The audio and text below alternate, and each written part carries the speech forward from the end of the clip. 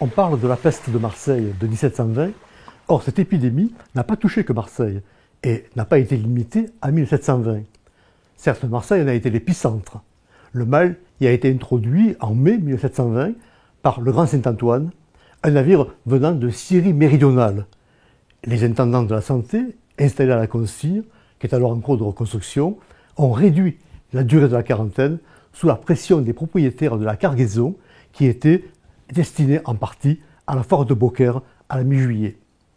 Mais des marchandises ont quitté clandestinement le lazaret et avec elles, c'est la peste qui est entrée dans la ville avec la puce comme vecteur. Car nous savons aujourd'hui, à la suite des travaux de Yersin et de Simon, que le bacille de la peste se propage par la puce du rat. Quand le rat, porteur de la maladie, meurt, la puce le quitte et en piquant l'homme, transmet le mal.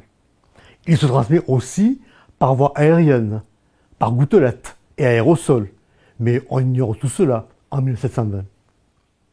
Les autorités municipales consultent des médecins aux avis opposés quant à la contagiosité de la peste et admettent la présence du mal à la fin juillet. Le Parlement de Provence met la ville en interdit et fait fermer le port. Mais c'est trop tard. L'été 1720 est effroyable à Marseille. Le peintre Michel Serres, qui est sur place, en a laissé des scènes exceptionnelles. Cadavres évacués dans des tombereaux, actions charitables de membres du clergé, et notamment de Monseigneur de Belzunce, déblaiement de l'esplanade de la Tourette, encombrée de cadavres par le Chevalier Rose. Il n'a pas représenté les médecins de peste avec les fameux masques. Il l'aurait fait s'il en avait croisé. Mais il a représenté deux lieux symboliques. L'hôtel de ville, car le principal propriétaire du Grand Saint-Antoine est le premier échevin, Jean-Baptiste Estel, et le cours, qui symbolise le récent embellissement de la ville. Quand l'épidémie se propage hors du terroir de Marseille, l'État intervient. Nous sommes à la mi-septembre 1720 pour tenter de la bloquer. Un cordon militaro-sanitaire enserre l'espace pestiféré qui atteint désormais les marges du Languedoc. Le dispositif complexe comprend aussi une muraille de la peste entre Durance et Ventoux. Alors que la situation sanitaire est connue dans les grandes villes, on méconnaît souvent, faute de documents, le sort des petites cités. Les registres paroissiaux n'ont pas ou mal été tenus, les registres des délibérations municipales sont peu bavards ou ont été détruits après la contagion.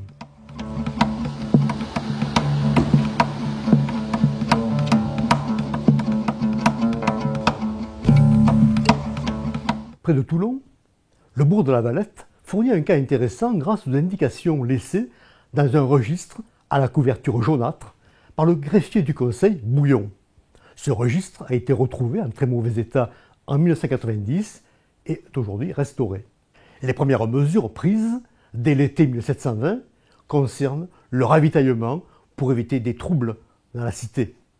Et ces mesures sont suivies de la mise en place de barrières sur les routes pour contrôler la circulation et vérifier les billets de santé de ceux qui se déplacent.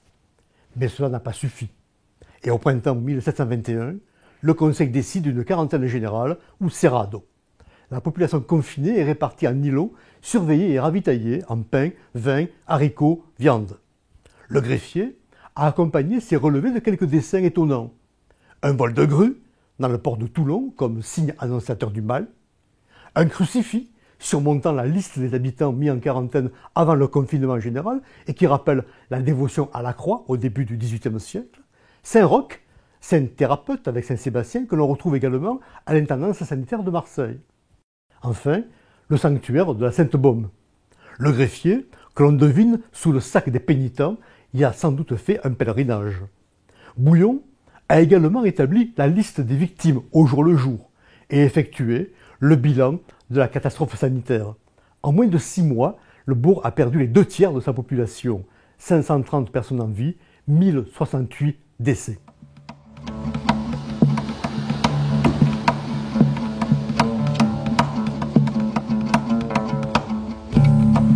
Globalement, la peste de 1720-22 a atteint environ 150 localités.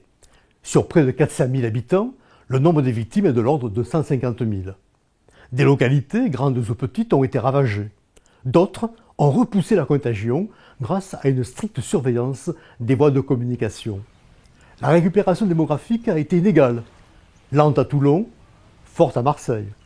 Une génération à peine sépare la grande contagion des vues du port laissées par Godard Dernier au milieu du XVIIIe siècle. La mémoire collective a privilégié la peste de 1720, car c'est la plus proche pour nous dans le temps et parce qu'elle a laissé de nombreux témoignages.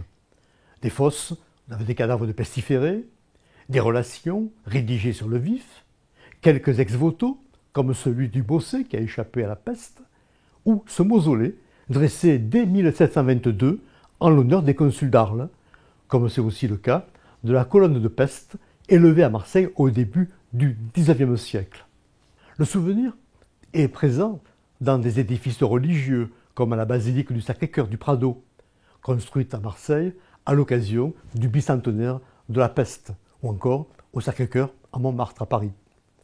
Mais si de manière générale la peste a inspiré de nombreux auteurs, on songe à Albert Camus bien sûr, celle de 1720-22 a été le support d'un ensemble de créations, pièces de théâtre, réalisations audiovisuelles, romans, y compris policiers, et plus récemment, de bandes dessinées, où les rats veillent, rappelant indirectement, car la puce n'est pas loin, que la peste reste une maladie émergente.